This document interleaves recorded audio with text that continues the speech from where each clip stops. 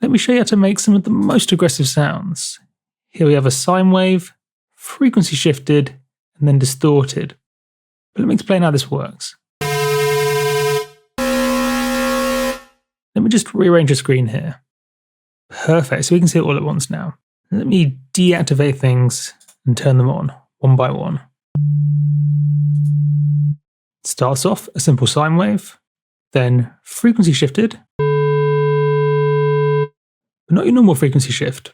First of all, the dry wet is at 50%, so we're hearing half. In fact, let's turn off the feedback first of all. We're hearing half the original sound and half the frequency shifted. So the frequency shifted simply moves the frequency up. We're also hearing some of the original tone. So this is an inharmonic relationship.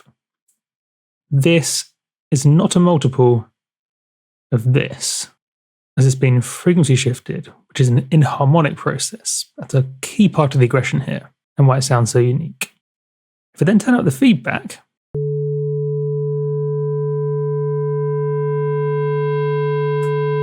you see more peaks.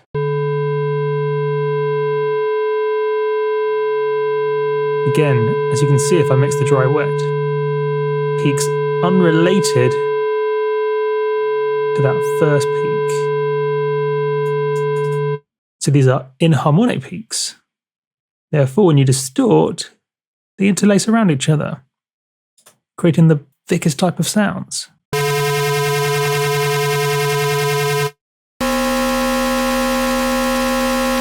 Distortion adds in harmonics, multiples the original sound.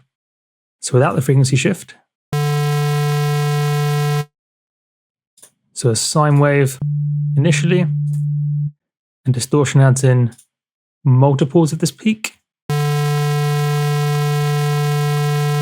And a few bonus guys below, but mostly these big multiples of that original frequency.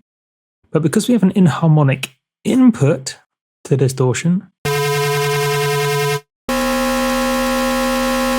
the interlace to create the thickest type of sounds. Makes sense mathematically, if you think about it.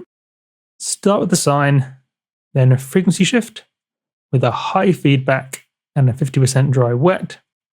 Do some frequency shifting, and then distort. And try a range of notes. Each note can sound extremely different.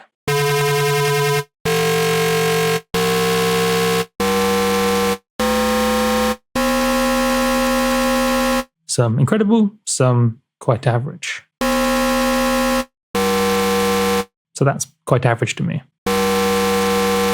It's almost like static noise, almost. Which I suppose could be cool, but not as cool as this.